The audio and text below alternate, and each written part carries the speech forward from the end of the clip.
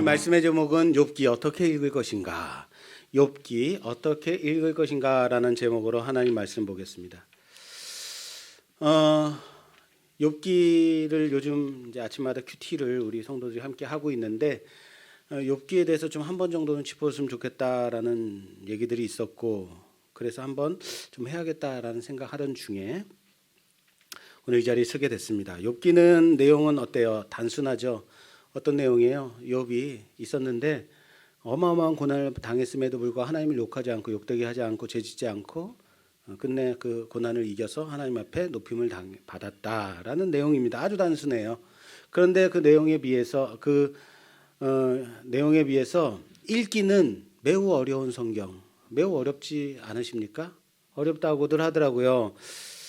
요즘 우리가 아침마다 큐티를 볼 때마다 이제 하는 게 욥기에 대해서 다들 어려워하고 이거 어떻게 봐야 되겠어요? 다들 물어보고, 그래서 한 번은 짚어야지 하다가 지난 수요일에 수요예배 때 욥기를 이제 한번 짚었어요. 욥기를 어떻게 읽어야 되고 내용이 어떤 것이고 설교를 드렸더니 이 수요예배를 들으신 분들이 아주 은혜를 받아서 이런 설교는 우리만 들으면 안 됩니다. 주일에 모든 성도들이 다 들어야 됩니다 하고 막 요청이 오고, 앵콜 설교해야 됩니다 막 요청이 쇄도해서 앵콜을 해야겠구나 해서 오늘 이렇게 수요예배를 가지고 다시 온 거란 말이에요. 여러분, 괜히 도대체 몇 명이나 앵콜을 했기 때문에 그러는 거예요? 이런 거는 묻지 마세요. 그냥 한 명이 그랬어요. 강력한 한 명이 했기 때문에 하는 거예요.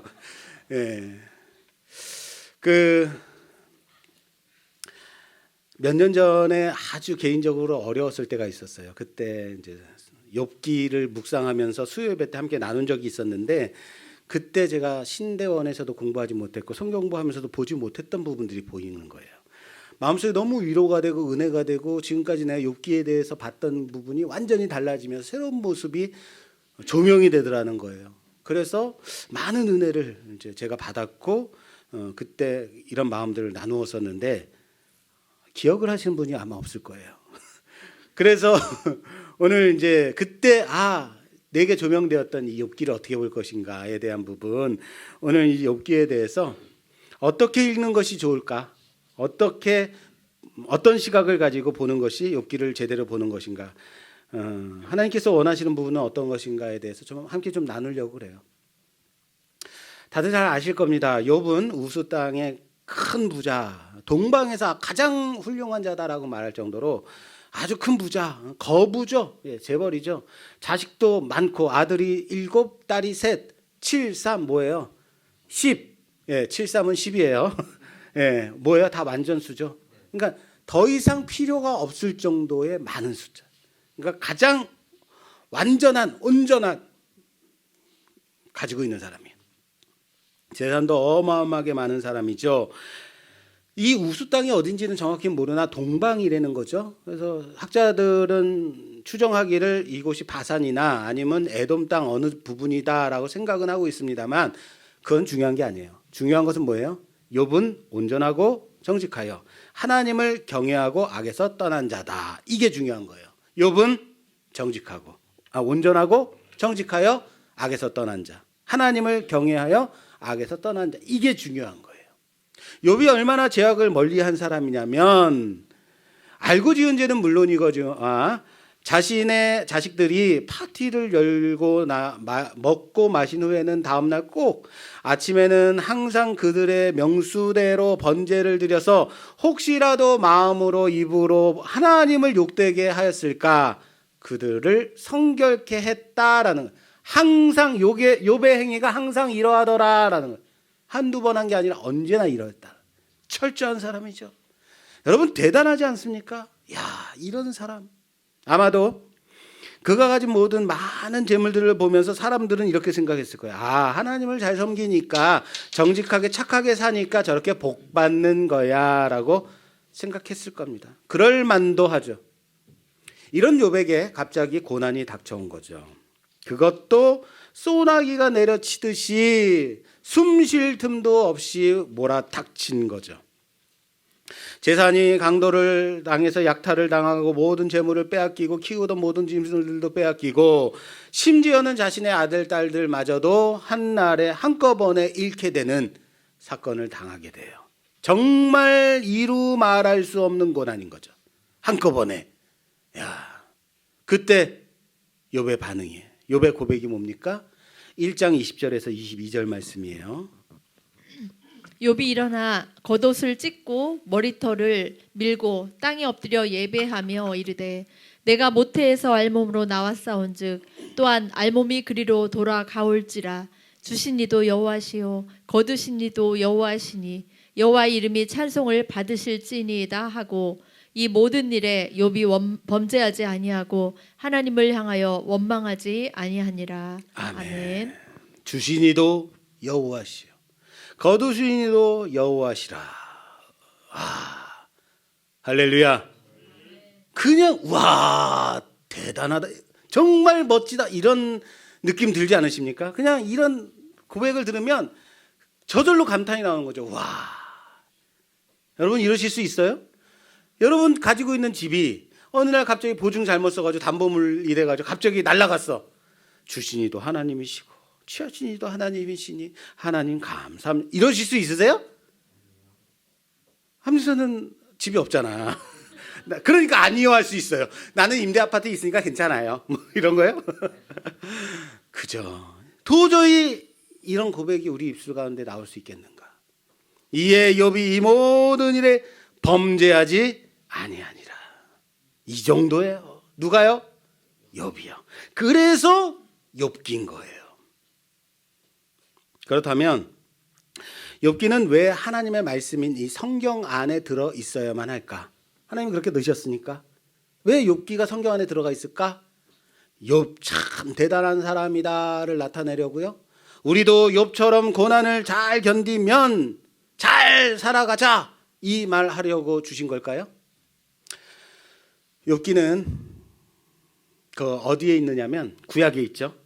성경을 분류하는 방식이 있어요. 뭐 모세오경, 역사서, 뭐 예언서, 소서, 선지서, 그리고 묵시록, 뭐 이렇게 뭐 복음서, 서신서, 뭐 이런 식으로 분류 방식이 있는데 욥기는 어디에 속해 있냐면 시가서에 속해 있어요. 시가서, 네, 시가서.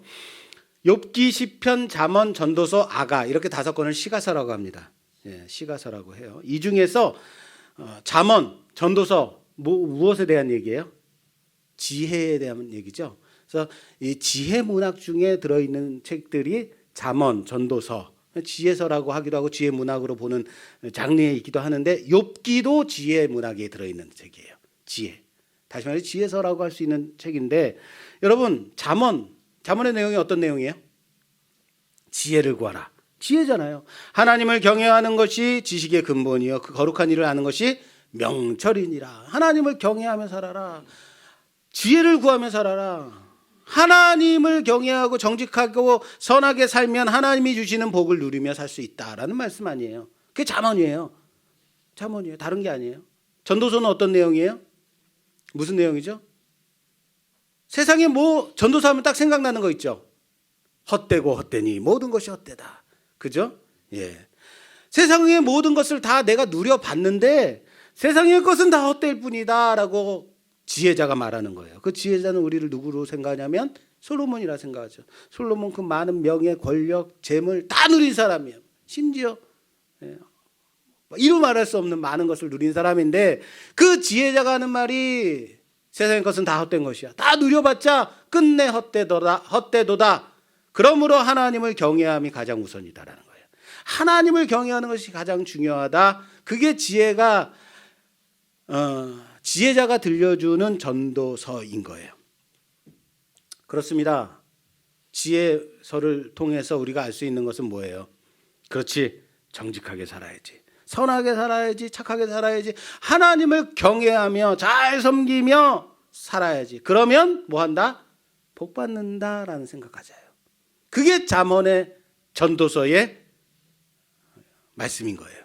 그런데 그래 그렇게 살아야지 라고 했는데, 그래서 예수님 믿어야지, 그래서 하나님 섬겨야지, 잘 섬겨야지 라고 생각했는데, 그런데 내 꼴을 보니까, 내 인생 보니까 어때요? 이상하다? 내가 도대체 얼마만큼 더 잘 섬겨야 되는 거야?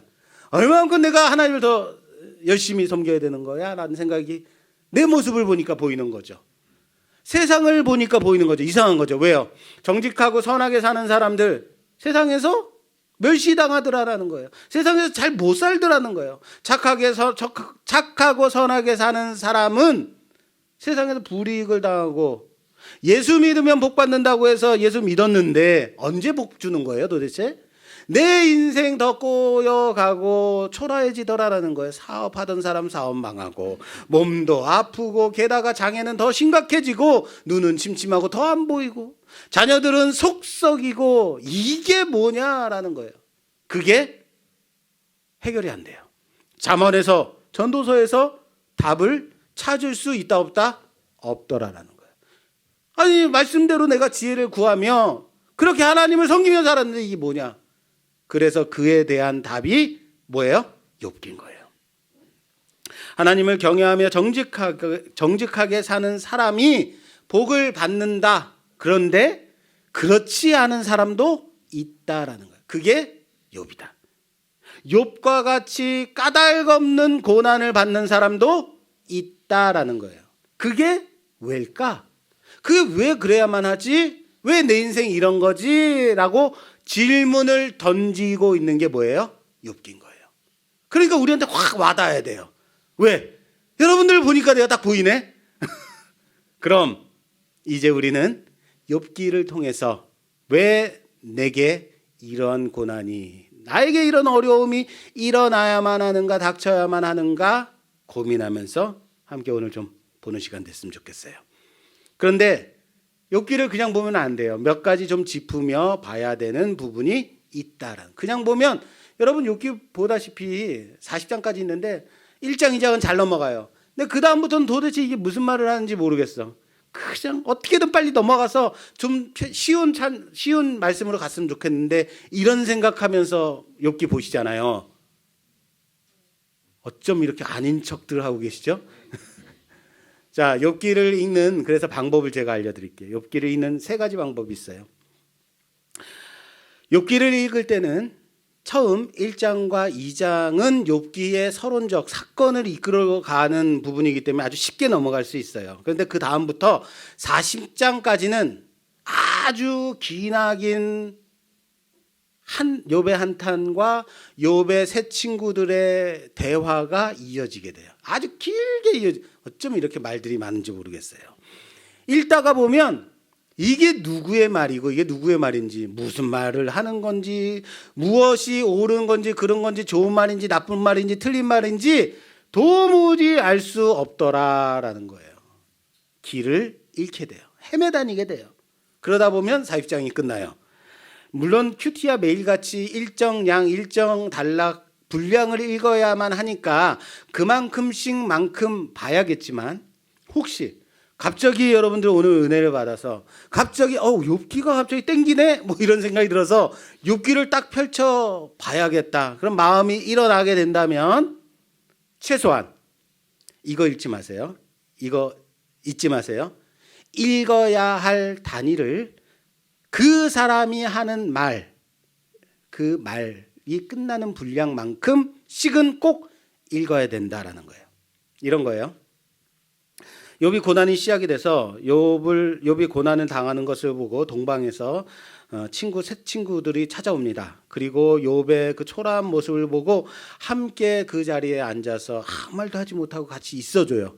그냥 그렇게 있어주는데 그러자 욥이 입을 열어서 한탄을 시작하는 거죠. 내가 왜 태어났는지 모르겠다. 태어나다가 죽었으면 좋았을 텐데 왜 하나님 나를 이렇게 살리셨는지 몰라 라고 한탄을 시작하자 옆에서 기다렸다는 듯이 욥의 친구 중에 엘리바스라는 친구가 야, 욥, 너 그렇게 말하면 안 되지. 잘못 생각하는 거야 하고 기나긴 설교를 시작해요. 분명히 어떤 이유가 있겠지라고 말해요. 그랬더니 욥이 그 말을 받아쳐서 다시 욥이 말해요. 아니야. 아무리 생각해도 난 도저히 이해할 수 없어. 왜 이렇게 살아야만 하는 거지? 너는 나한테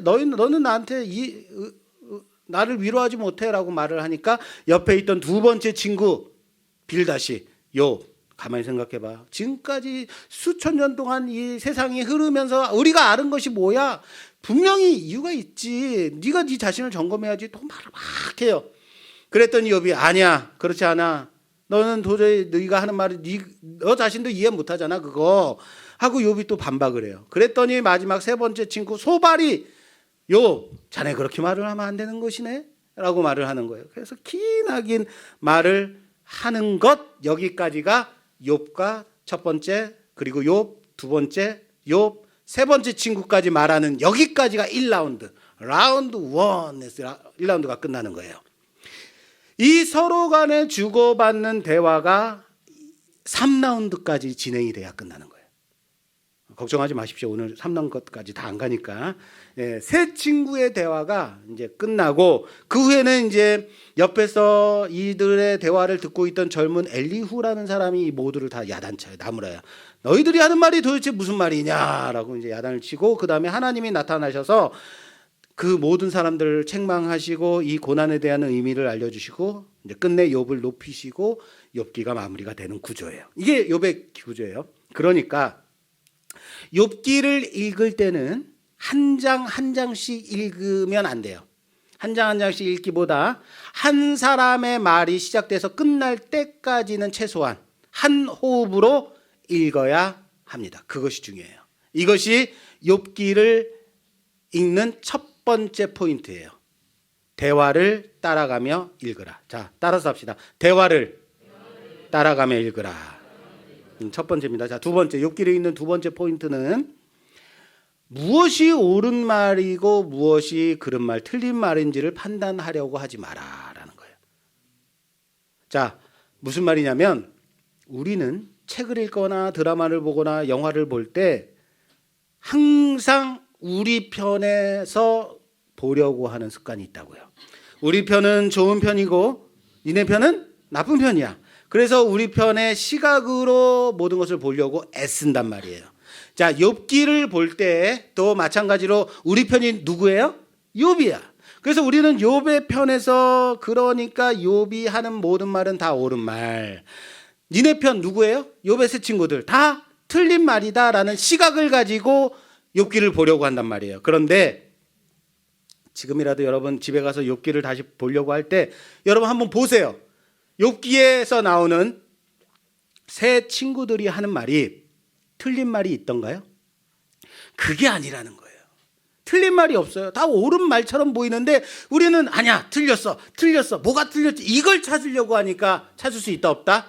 없다는 거예요. 괜히 너의 시작은 미약하였으나 나중은 창대하리라. 아멘. 이러고 하고 있단 말이에요. 이 욥의 말도 아닌데. 욥의 친구들이 누구예요? 동방의 지혜자들이에요. 동방에서 온 지혜자들. 서울대학, 저기 하버드 대학, 캠브리지 대학 교수들이라고요. 아, 그쪽은 동방에 없나요? 이쪽 북경대, 동방에서 온 지혜자들이라고요. 당신은요, 동방은 지혜가 풍성한 곳이다라고 여기고 있어. 그곳에서 온 지혜자들이, 교수들이 지금 이 친구들인 거예요. 그러니까 그 지혜가 충만한 사람, 지혜가 많은 사람들이 그 입에서 나오는 말들이 얼마나 지혜로운 말이겠어요. 욥기가 지혜서에 들어가는, 지혜 문학에 들어가는 이유가 거기에요. 다 욥기 안에 있는 내용들이 다 지혜로운 말들이기 때문에 틀린 말이 아니라는 거죠. 그런데 우리는 욥기를 보면서 무엇이 옳고 무엇이 그른지 자꾸만 판단하는 자리에서 보려고 하더라라는 거예요. 그러니까 헷갈리는 거고, 그러니까 헤매다니는 거예요. 이게 무슨 말인지 도무지 이해하지 못하게 되더라라는 겁니다. 기억하십시오. 욥이 하는 말도 그 친구들이 하는 말도 다 뭐예요? 옳은 말이에요. 다 옳은 말이라. 이건 신앙적인 관점에서도, 일반적인 상식적인 관점에서도 볼 때 다 일반적으로도 다 옳은 말들이에요. 그러니까 무엇이 옳고 무엇이 틀린지의 관점에서 보시지 마시고 일반적으로 우리는 이러한 시각으로 공감하는 마음을, 그들이 하는 말을 공감하는 마음을 가지고 봐야 된다. 자, 따라서 합시다. 공감하는 마음을 가지고 봐라. 그래야지 보이는 게 있어요. 이제 두 번째입니다. 자, 세 번째. 욥기를 볼 때 수많은 깊은 철학적인 또는 수사학적인 관념론적인 철학적인 그런 용어들이 엄청 많이 나와요. 이것을 하나하나의 의미가 이게 무슨 의미고 무슨 말인지 따져서 꼬치꼬치 따지다 보면 큰 그림을 놓치게 돼요. 이게 도대체 무슨 말하는지 몰라요. 이 지역적인 부분을 보려고 하다 보니까 큰 그림을 놓치게 되는 거예요.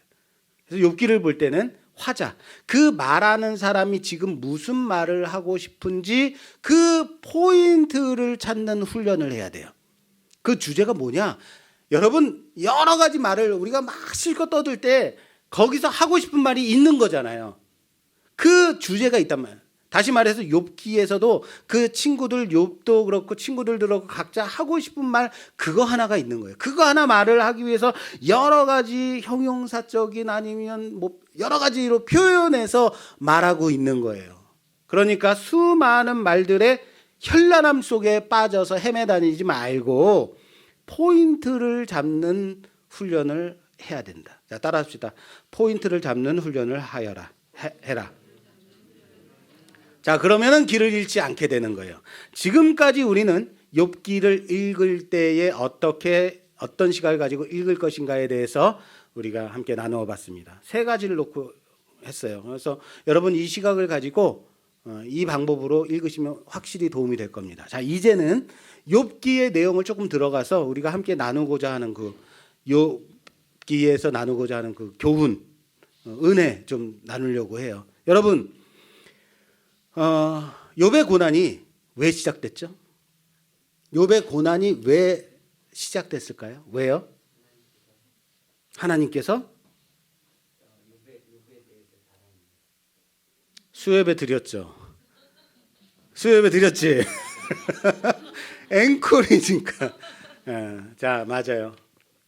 하나님의 아들들이 쫙 서 있고 사탄이 이리저리 싸돌아다니다가 하나님 앞에 온 거죠. 그런데 하나님이 사탄에게 물으시는 거죠. 야, 너 어디 그렇게 싸돌아다니는 거야? 이렇게 번질나게 돌아다니는 거야? 라고 하나님 물어보셔요. 그랬더니 네, 세상 이곳저곳 다 순찰하면서 돌아다녔다가 이렇게 왔어요. 그랬더니 하는 말이 하나님이 아니죠. 하나님이 하시는 말이 야, 너 욥 봤니?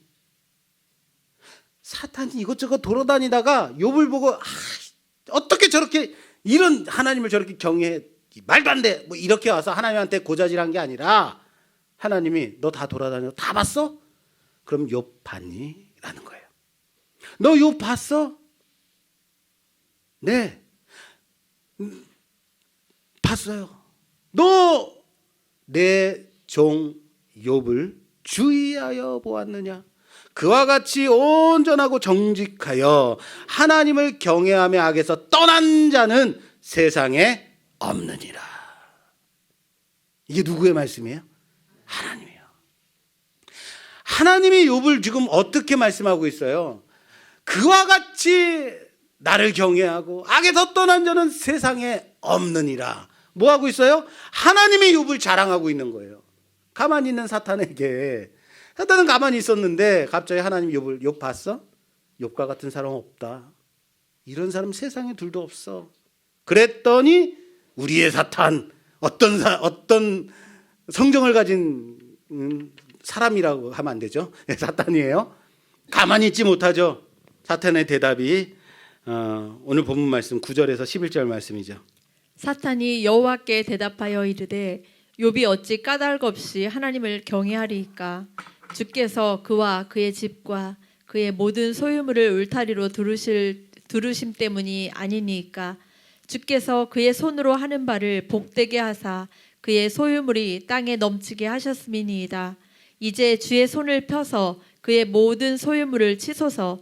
그리하시면 틀림없이 주를 향하여 욕하지 않겠나이까? 아멘. 우리 사탄이라고 해서 제가 사탄과 같은 편을 보시면 안 돼요. 예, 미스터 사탄이 지금 이렇게 말을 한 거예요. 자, 사탄이 뭐라고 말해요? 욥이 어찌 까닭 없이 하나님을 경외하겠습니까? 무슨 말이에요? 에이, 하나님이 그렇게까지 퍼주시는데, 그렇게 부어주시는데 하나님을 안 섬기겠어요? 아유, 저 같아도 하나님 섬기겠네요. 이렇게 말하는 거예요. 하나님, 세상을 악착같이 살 필요가 없잖아요. 그 사람은요. 하나님 그냥 뭐예요? 충분하고 풍성하니까 내가 뭐 할까? 하나님을 섬겨야겠네. 이런 거예요. 온전하고 정직하게 그렇게 살 수 있는 거예요. 다 뺏어 보세요. 그렇게 못 살죠. 하루 벌어서 하루 먹고 사는 사람 그렇게 못 살아요. 그에게 주신 거 다 빼앗아 보세요. 분명히 하나님을 욕되게 할 겁니다. 그렇습니다. 까닭 없이 하나님을 섬기는 사람이 없다. 그리고 하나님은 그래? 좋다. 한번 해볼까? 네 말대로 한번 해봐라. 그래도 내 욥은 결코 나를 욕되게 하지 않을 거야 라고 장담하는 거예요. 그래서 이 사건이 시작이 된 거예요. 왜 욥이 고난을 받게 됐다고요? 하나님이 자랑했기 때문에. 그래서 시작됐어요. 그리고 욥의 모든 재산과 그 자녀까지도 사탄이 다 빼앗아 버리죠. 우리가 봤듯이 그럼에도 불구하고 욥의 입술에 고백이 주시니도 여호와시요 거두시니도 여호와시니 여호와의 이름만 높임을 받으실지어다. 얼마나 멋있어요. 여호와시니라. 그 입으로 범죄하지 아니하더라라는 겁니다. 그러자 다시 이제 2장으로 넘어가요. 2장으로 넘어가서 똑같은 말씀이 다시 반복돼요. 하나님의 아들들이 쫙 서 있고 사탄이 싸돌아다니다 와서 하나님 앞에 딱 쓴 거죠. 하나님이 또 똑같이 말씀하시는 거죠. 야, 너 욥 봤니? 뭐라고 말씀하세요? 사탄에게 이르시되 내가 내 종 욥을 주의하여 보았느냐? 그와 같이 온전하고 정직하여 하나님을 경외하며 악에서 떠난 자가 세상에 없느니라. 똑같이 말씀하세요. 그리고 덧붙여서 네가 나를 충동하여 까닭 없이 그를 치게 하였어도 그가 여전히 자기의 온전함을 굳게 지켰느니라. 여러분 여기서 하나님의 그런 마음이 좀 이렇게 느껴지지 않으시나요?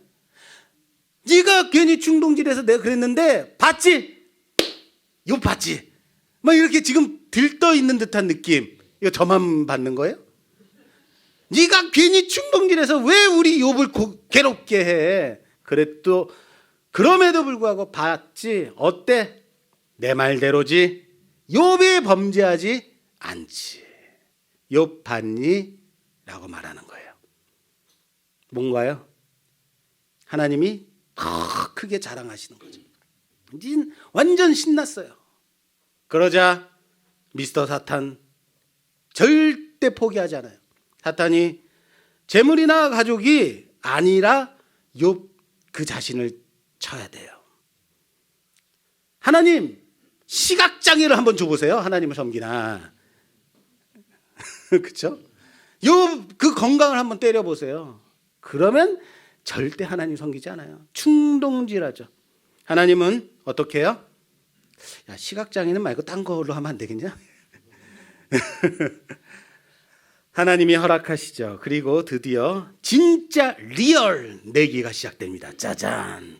이로 인해 욥은 머리 꼭대기부터 발끝까지 온몸이 진물이 흐르고 깨진 기왓장으로 자신의 몸을 긁어야지만 될 만큼 온몸이 만신창이가 되죠. 무너진 자신의 집터에서 앉아가지고 그렇게 있게 되는 거죠. 그가 사랑하는 아내마저도 하나님을 당신 이럴 거면 하나님을 욕하고 죽어버려 하고 떠나버리죠. 사랑하는 아내마저도 당신 그러면 안 돼요. 욥을 떠나. 그리고 친구들이 와서 대화가 시작되는 거죠. 그게 이제 1라운드가 시작이 되는 거예요. 자, 라운드 1 하고 시작이 돼요. 자, 여기까지만 볼게요. 자, 여기에서 욥의 중요한 첫 첫 번째 주제가 여기 있어요. 욥이 받은 고난은 까닭 없이 받은 고난이 맞나요? 이유 없이 고난을 받은 거예요? 우리는 욥이 이유 없이 고난 받았다, 까닭 없이 고난 받았다 그러잖아요. 사탄이 말하죠. 하나님, 까닭 없이 하나님을 온전하게 섬기는 사람은 이 세상에 없습니다. 다 받고 싶은 게 있으니까, 다 받은 게 있으니까, 다 원하는 게 있으니까 하나님 섬기는 거예요. 그렇게 말하죠. 그렇습니다. 까닭 없이 하나님을 섬기지 않는다라는 것처럼 욥도 까닭 없이 고난을 받는다? 아니에요. 이유 있다는 거예요. 이유가 뭐예요? 그렇죠. 수예배 드린 사람은 알아요. 괜히 하나님이 사탄에게 자랑했기 때문에요. 사탄이 까닭 없는 건 절대 없다고. 하나님, 내가 아담도 쓰러뜨렸어요. 하나님 첫 번째 만든 피조물 사람 아담을 내가 넘어뜨린 사람이에요. 그렇죠. 사탄이에요. 맞아요. 그랬더니 이 까닭 없는 건 없어요 라고 말했더니 하나님이 좋다. 절대 욥은 그렇지 않아. 하나님이 자랑하는 거죠. 하나님이 자랑했기 때문에 욥의 고난이 시작된 거예요. 면밀하게 따지면 자랑했기 때문에요. 그런데 재물을 치고 자녀까지 쳐. 그래도 안 되니까 이제는 건강까지 치는 거죠. 다 치게 되는 거죠. 무엇 때문에요? 무엇 때문에 이렇게 됐어요? 그렇죠. 하나님이 자랑했기 때문인 거예요. 우리는 욥이 까닭 없이 고난을 받았다라고 말하지만 아니에요. 이유가 있어요. 사탄이 부러워할 만큼, 사탄이 샘낼 만큼 하나님이 인간 욥을 신뢰했기 때문에, 자랑했기 때문에요. 사탄이 샘나서 그럴 리가 없어요. 절대 나 이번에 내가 아담을 쓰러뜨린 것처럼 내가 욥도 한번 쓰러뜨려 보겠다라고 하는 거예요. 그런데 여기서 하나님은 아니야. 내 종 욥은 절대 나를 배반하지 않아. 절대 범죄하지 않아. 결코 나를 욕하지 않는다라고 장담해요. 이만큼 하나님이 욥을 신뢰하는 거죠. 그렇죠? 아니요. 인간은요. 누구나 이유가 있으니까, 바라는 게 있으니까 하나님을 섬긴다고요. 하나님을 경외한다고요. 하나님 왜 여기 주일날 말씀교회 나와서 여기 앉아 있는지 알아요? 다 원하는 게 있어서 빵 줄까 봐요. 아닌가요? 다 원하는 게 있어서 그러는 거예요. 눈 뜨려고 교회 다니고요. 다 사업에 성공하려고 교회 다니려고요. 교회 다니는 거고요. 그렇게 친구 사귀려고 교회 다니는 거예요 라고 말하는 거예요. 아시겠어요? 정말 그런가요? 그렇죠. 그랬더니 하나님이 아니야. 절대 그렇지 않아. 그랬더니 사탄이 그럼 해볼까요? 제가 한번 해볼까요? 하는 거예요. 그래서 하나님이 사탄과 내기를 하게 된 거예요. 내기라고 하니까 좀 천박하게 들리세요? 하나님은 욥에게 거셨어요. 배팅했어요. 다 걸었어요. 난 욥에다 걸 거야. 하나님 그럼 내가 욥 쓰러뜨려 볼게요. 해서 내기가 시작됐어요. 그런데 하나님이 굳이 여러분 사람에게 거실 필요가 있을까요?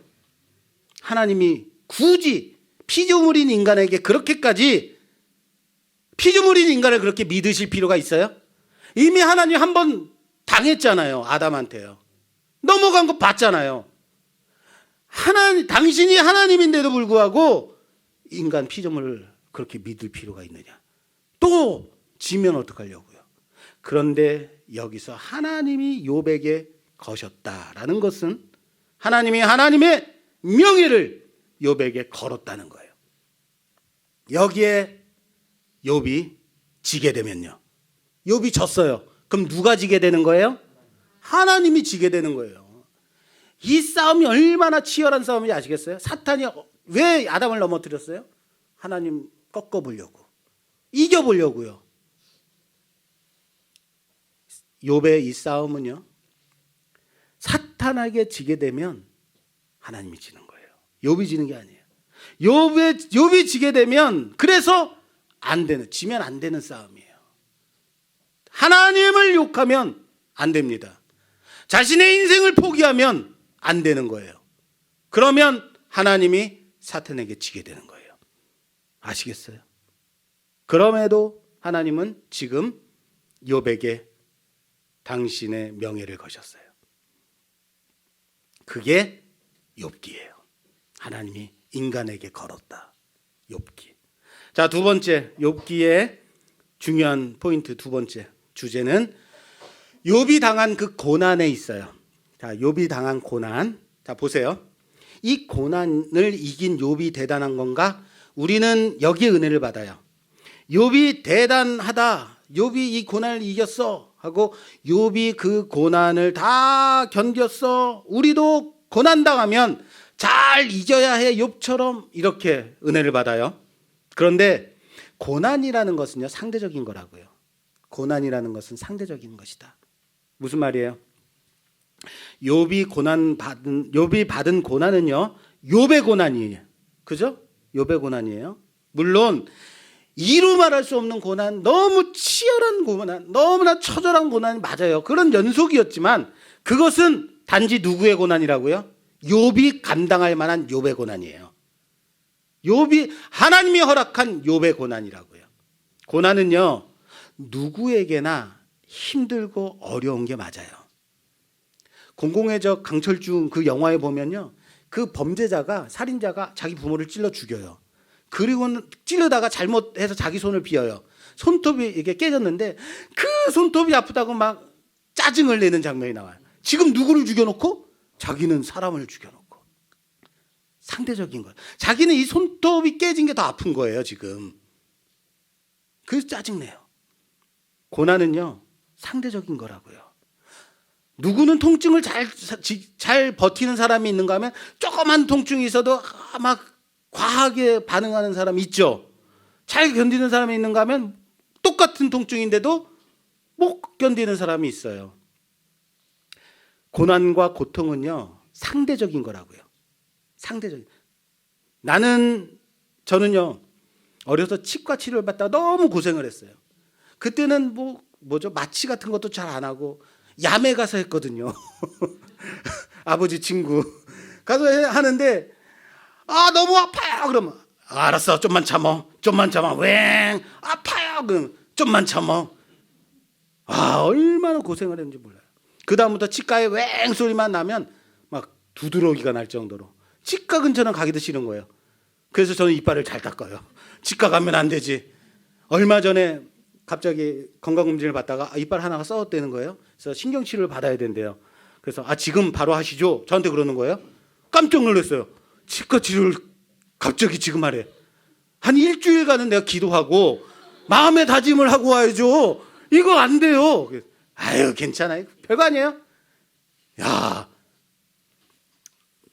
아들이 자라서 이제 그 치과 치료를 받게 된 때가 있었어요. 이빨이 썩어가지고 데려갔는데 나는 내 아들을 데려가면서 마음이 너무 아픈 거죠.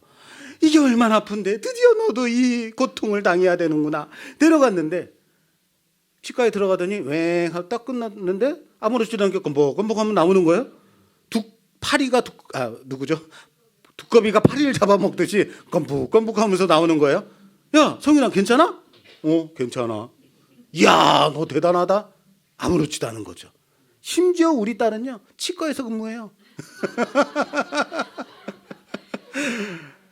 제가 왜 그랬는지 모르겠지만 어렸을 때 국민학교 때 막 혼자서 놀다가 갑자기 나는 눈이 안 보이면 너무 무섭겠어. 난 눈이 안 보이면 못 살 것 같아 라는 생각한 적이 있어요. 희한하죠. 그때는 제가 비장애인이었잖아요. 눈이 안 보이면 난 절대 못 살 것 같아 라고 생각한 적이 있어. 너무 무섭다라는 생각했는데 시각장애 있고 잘 살고 있어요. 그죠? 예. 왜 그런 생각을 했는지는 지금도 모르겠는데 그런 생각한 적이 있다고요. 그런데요, 여러분, 지금 우리가 겪고 있는 이 고난이요, 여러분들이 겪고 있는 이 고난, 이 장애가요, 비장애인들이 볼 때 어때요? 너무 대단한 거 아닌가요? 너무 어마어마한 거 아니에요? 너무 큰 고통이잖아요. 아니, 잘 보이던 사람들이 갑자기 눈에 시력을 잃고 이렇게 헤매다녀.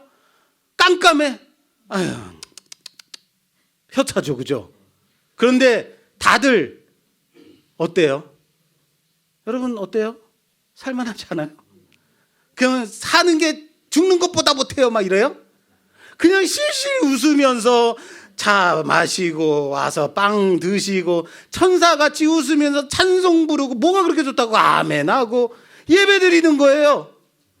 그들이 보기에 어때요? 우와, 대단해요. 비장애인들이 그렇게 본다고요, 여러분들을요. 그런데 우리는 아무것도 아닌 거잖아요, 이게 지금. 물론 힘들죠. 어렵죠.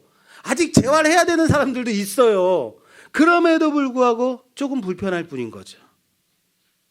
가다가 괜히 잘 서 있는 나무에 가서 부딪히고, 그냥 전봇대에 가서 전봇대 한번 확인하고, 그거 어떻게 해요? 이마 한번 문지르고 무릎 한번 툭툭 털고 아이씨 하고 그냥 가는 거죠. 그러다 너무 아프면 어떻게 해? 에이씨 하고 그냥 가는 거지 뭘. 더 이상 어떻게 하실 거예요? 할 게 없잖아요. 에이씨 나 죽어버려야지 이래요? 그런데 그렇게 잘 살잖아요. 그냥 부딪히고 와가지고 아이고 전철에 한번 떨어졌어요. 그냥 웃고 이 사람들 이상한 사람들이야. 다들 그렇게 살잖아요. 그런데 이 고난이, 이 장애가 비장애인들 볼 때는 너무 큰 거죠. 나는 시각장애인, 난 자살할 거야. 못 사는 사람이 있어요. 무슨 말인지 이해되세요? 고난이요, 상대적인 거라고요. 우리는 우리가 이 고난을 당하고 버틸 수 있으니까 이 고난이 우리에게 버틸 만한 거예요. 욥의 고난이요, 대단해요. 저 또한 그런 욥의 고난이 나에게 닥친다면 난 정말 못 버틸 것 같은데 걱정 마세요. 하나님이 견딜 만한 고통을 주시죠. 고난 주시죠. 상대적인 거라고요. 그 상대적인 고난 속에서 우리는 오늘 나의 고난을 당하며 살고 있잖아요. 여러분들 각각 여러분들의 고난 당하며 살잖아요. 아니에요? 다시 말할까요? 나는 지금 오늘 나의 욥기를 써가고 있다. 나는 나의 욥기를 써가는 한 사람이다라는 거예요. 지금 성경은 욥기를 통해서 욥이 참 대단한 사람이다, 욥이 놀라운 사람이다라고 말하는 게 아니라고요. 성경은 그 어디도 베드로가 대단해, 바울이 대단해 이런 거 말하는 게 아니에요. 다윗 얼마나 대단한 줄 알아? 이거 보라는 게 아니에요. 그렇게 주시는 게 아니라고요. 욥은 욥의 고난을 당해서 욥기를 썼지. 나는 나의 고난 속에서 나의 욥기를 써가는 거야. 우리는 지금 나의 욥기를 써가는 자다라는 것을 알려주시는 거예요. 조재영기를 써가는 거예요. 박집사기, 김건사기를 써가고 있는 거예요. 지금 다들 그렇게 자신의 욥기를 하루하루 써가고 있는 자들이잖아요. 할렐루야. 여러분이 바로 우리가 욥이라는 거예요. 네가 욥이야 라고 보여주고 싶은 거예요. 이게 두 번째 욥기의 중요한 주제예요. 그런데 보세요. 이 고난을 고스란히 받은 욥이 참 놀라운 것 아니라고 했어요. 대단한 게 아니라고 그랬어요. 왜? 여러분들도 지금 그런 고난을 당하고 있으니까, 여러분에게 맞는 고난을 받고 있으니까 욥 대단하게 생각하지 마세요. 놀랍게 생각하지 마세요. 놀라운 건 뭔지 아세요? 정말 놀라운 것은 그렇게까지 믿어주시는 하나님인 거예요. 그게 놀라운 거죠. 하나님이 피조물인 인간에게 자신의 명예를 거셨다고요. 그게 놀라운 거죠. 피조물을 그렇게까지 자랑스럽게 그렇게 자랑하시는 하나님이 놀라운 거예요. 그걸 보라는 거예요. 하나님을. 그게 욥기인 거예요. 그리고 나의 욥기인 거예요. 하나님이 욥에게 당신을 거셨습니다. 당신의 명예를 거셨다라는 것은 모든 것을 거셨다라는 거예요. 욥이 지면 하나님이 지는 거예요. 이것은 단순한 내기가 아니에요, 여러분. 욥의 고난이 아니라는 거예요. 하나님의 전부를 거신 욥의 싸움이죠. 하나님의 싸움이라고요. 하나님은 그렇게 욥을 믿으셨고 신뢰하셨고 모든 것을 다 그에게 거셨다. 지면 하나님이 사탄에게 지게 되는 거예요. 그러니까 지면 안 돼요. 그 하나님이 오늘 나에게 하나님의 모든 것을 거셨다면요. 하나님이 여러분들에게 모든 것을 나를 위해서 다 하나님의 명예를 여러분에게 거셨다면 어떻게 하실래요? 어떻게 하실래요? 포기하실래요? 하나님이 당신의 모든 것 대신 독생자 예수를 나를 위해서 주시기까지 하나님이 거셨단 말이에요. 그 아들까지 주신 하나님이 나를 위해 다른 것을 아끼시겠느냐? 모든 것을 다 주신 하나님이라는 거예요. 누구에게요? 욥에게요? 그렇죠. 여러분들에게요. 왜 나에게 모든 것을 다 거셨을까? 왜요? 왜 그랬을까요? 그렇죠. 수예배 드렸어요. 자랑하고 싶어서요. 내세우고 싶어서요. 얘는 말이야, 날 배신하지 않아. 나를 떠나지 않아. 왠 줄 알아? 왠 줄 알아? 내가 얘를 절대 놓치지 않을 거니까. 내가 조목사 절대 놓치지 않아. 왜? 내 거니까. 내 거 삼았으니까. 내가 얘를 포기하지 않으니까. 그래서 얘는 김집사는, 박권사는 절대 실패하지 않아. 내기해 볼까? 내기할까? 이게 욥기인 거예요. 욥기는 고난을 당한 욥이 어떻게 그 고난을 견디고 승리했는지를, 그 욥이 얼마나 대단한 사람인지를 보라고 주신 말씀이 아니라고요.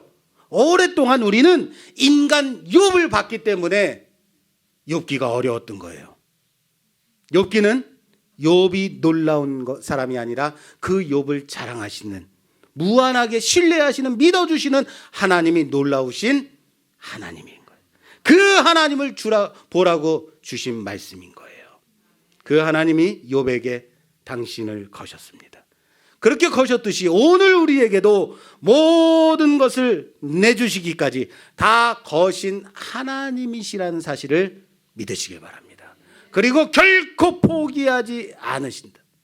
그 하나님이 오늘의 각자의 욥기를 쓰고 있는 나를, 여러분들을 응원하고 계신다는 거예요. 결코 지지 마십시오. 결코 포기하지 마십시오. 지금도 무한하게 믿어주시고 신뢰하시며 응원하시고 계신 그 하나님을 바라보십시오. 내가 당하는 이해되지 않는 이 고난 있어요. 이해하고 싶지 않은 고난 있죠. 물론 내 욕심 때문에, 내 정욕 때문에 당하는 고난도 있어요.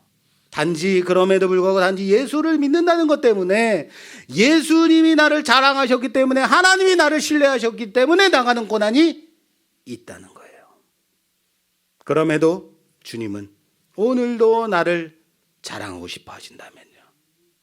왜요? 하나님 거니까, 당신 거니까, 당신의 소유 삼은 자녀이니까요. 자랑하고 싶은 거예요. 봤니? 김집사 봤니? 조목사 봤니? 그래서 당할 수밖에 없는, 이해할 수 없는 그 고난 속에서 살아가는 우리의 삶을 욥기로 써가는 우리가 되기를 바랍니다. 그리고 여러분, 사랑하는 여러분, 지지 마십시오. 내가 지면 하나님이 지는 거라고요. 나의 실패는 주님의 실패라고요. 낙심치 마십시오. 무너지지 마십시오. 포기하지 마십시오. 모든 것을 내주시기까지 지금도 열심히 응원하고 계신, 신뢰해 주시는, 믿어 주시는 하나님의 그 열심을 바라보며 오늘도 나의 욥기를 써가는 우리 모두가 되기를 주님의 이름으로 축원합니다. 축원합니다.